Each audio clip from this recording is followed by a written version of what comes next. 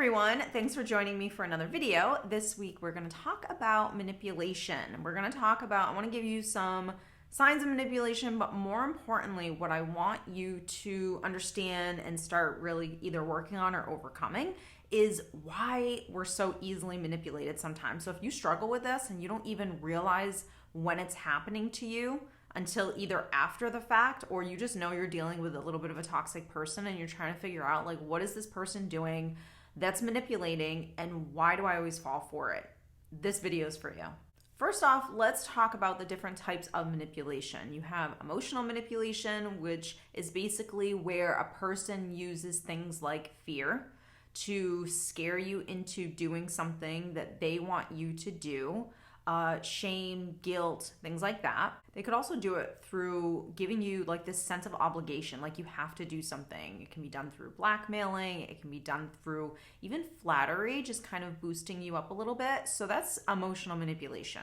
Now, gaslighting is another form of manipulation. We've probably all heard of this before, but in case you have not heard of it before, it is basically a way that someone will either deny your reality, so what you think happened, the person just denies it, that it didn't happen at all, or they might even distort what you think happened a little bit. This starts to give you confusion where you don't really know whether or not something actually did happen. You start to doubt your own memories, your own sanity actually, your thoughts, and this is the point of gaslighting, is I want you to doubt yourself so much that what you think happened, you now don't think it happened at all. And my reality of what I think happened, you believe or you buy into. The painful thing with gaslighting is the victim really starts to question their own judgment, which is the ultimate goal of someone who is using gaslighting on you, is for you to just question yourself so much that you don't even know you don't know your own reality anymore. And someone needs to tell you what you think, how you feel, what happened. And that's really the ultimate sense of control. Different types of manipulation could be really just promising the world and not really ever doing anything. So these unrealistic promises.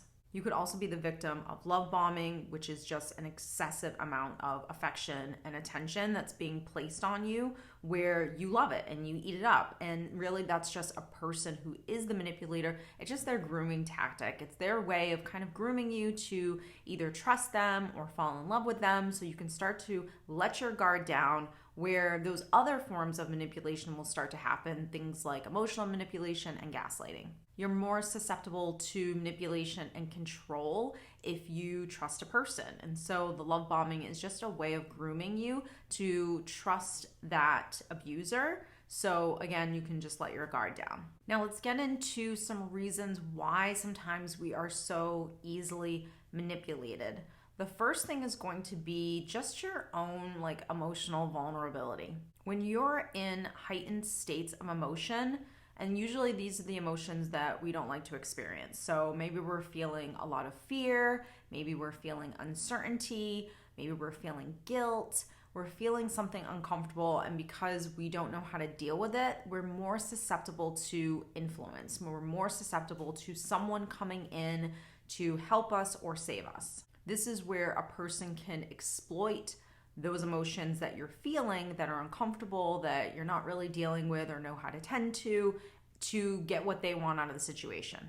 Another really big reason why people will struggle with manipulation, the reason why they're so easily influenced or manipulated at times, is really because there's no logical thinking. There's no critical thinking that's happening. So your ability to logically and critically think means that you can take information in and process your emotions, process how you feel about what's coming in, but you can also put that emotion aside and critically think and logically think about what you actually think, what you want to have happen. It allows you to process things in a healthier way versus you just processing them through your emotions, which are not always the healthiest. Because your emotions will not allow you to make good decisions, because you're going to make decisions based on usually your negative emotions or sometimes even your positive ones Just because you're madly in love and you're feeling so happy doesn't necessarily mean that someone's good for you. You could be happy and madly in love with someone who is completely toxic and unhealthy. Your ability to critically think is going to give you the process of cutting through the emotion to see something for really what it is, not through the glasses that you want to see it through.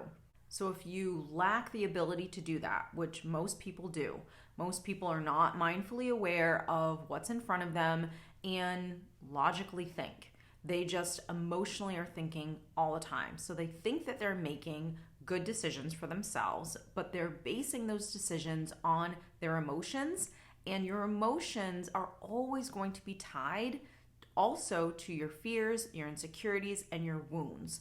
Your wounds are not tied to logical thinking. Logical thinking puts the emotion aside and allows you to make good decisions that are best for you, whether they're uncomfortable or not.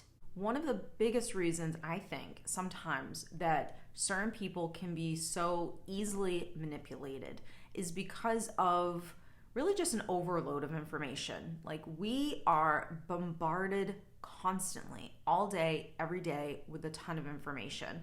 And if you're a highly sensitive person and someone's trying to manipulate you, it can actually be a little overwhelming to deal with someone who is witty, because you have to be somewhat of a witty person in order to manipulate another person. And so when you're getting bombarded with all of this feeling, which again, you're going to feel on a heightened level because you're highly sensitive. So if you're bombarded with all this feeling and you're not able to cut through those feelings to critically think, to understand what is best for me, then you're going to just get overwhelmed. I think another really big thing for people, and they don't oftentimes realize this, is if you have just grown up with narcissistic parents, if you've just grown up with manipulation, then it's going to be harder for you to spot when someone's actually doing it to you. A big part of manipulation, or learning how to not be easily manipulated, is about you. It's going to be about your relationship with yourself. Can you trust yourself? Can you trust that inner guidance? Do you know what you think, how you feel, whether or not something is good for you? Do you honor that? So that whole process is really self-parenting. It's really your ability to be self-aware of what you think, how you feel, to take that best care of yourself, to give yourself the things that you need in order to feel good, to trust that internal guidance and that compass that's telling you that something feels off. When you do that and you actively practice those things of just having that good relationship with yourself, you will build trust within yourself to know when someone else is not trustworthy, or know when someone is trying to influence you, because you're very connected to yourself. So you know exactly what you're thinking, what you're feeling, you honor that. And of course, we'll all have moments of self-doubt. We'll all have moments where we kind of doubt ourselves a little bit. That's normal, but you don't want to make that the practice where you're constantly doubting yourself. You want to learn and practice how to really trust that inner guidance.